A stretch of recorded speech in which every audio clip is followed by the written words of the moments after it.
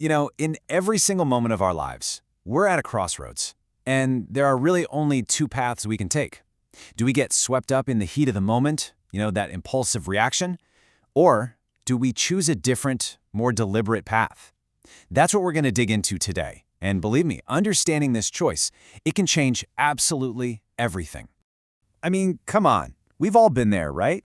You get that flash of anger, maybe some deep frustration, and boom, before you can even stop yourself, you've said something you instantly wish you could just snatch right back out of the air. That moment? That's a textbook reaction, and that's exactly where we're going to start. So let's talk about this automatic pilot mode. It's kind of like our default setting. Honestly, most of us spend a huge chunk of our lives just running on this autopilot. And that right there, that's the trap. It's the path of least resistance for sure, but man, it can really lead us down some roads we don't want to be on. Okay, so what is a reaction, really? Well, the source material we're looking at calls it an unpredictable solution. And I want you to just hang on that word for a sec. Unpredictable. That pretty much says it all, right? It means you are not in the driver's seat. Instead, this impulse is coming from what's called the conditioned self. You might know it better as the ego. And what's the fuel for these reactions? Well, it all goes back to the ego. That story we tell ourselves about who we think we are.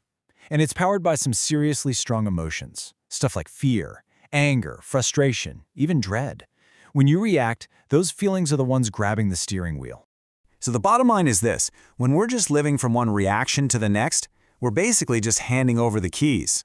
Our life's path becomes, totally erratic and unpredictable. It's not the path we would choose. But here's the good news. There is another way. And that right there brings us to the other side of the coin, the power of response. See, this isn't that automatic knee-jerk impulse. Nope. This is a conscious, powerful choice. And it's a choice that can completely change the game, putting us on what's truly the best possible path. So what's a response? The definition is pretty amazing. The best possible solution for any situation. Just think about that contrast for a second. We went from unpredictable to the best possible. That's a huge shift, right?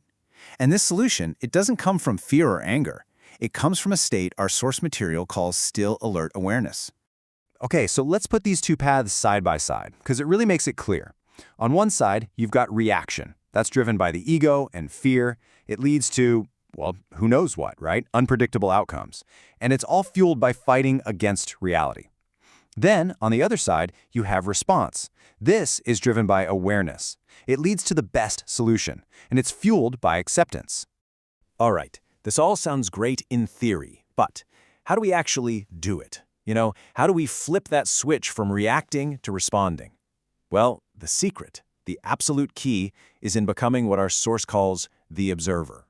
And this idea is so important. Being an observer basically means you accept the situation for what it is. You just stop fighting it. Now, that doesn't mean you have to like it. Not at all. It just means you stop resisting the fact that right now, this is what's happening. And when you do that, you create this little pocket of space. And that space is where you get to choose your response. So let's walk through the actual steps. There are 4 of them. Step 1, acknowledge what's happening, both the situation outside of you and the thoughts and feelings swirling around inside you. Step 2, this is the big one. You take a mental step back and just become the observer of all that stuff instead of getting carried away by it. Step 3, you accept the moment, no resistance. And then finally, step 4, from that quiet, still place, you act. That's where the best possible solution just shows up.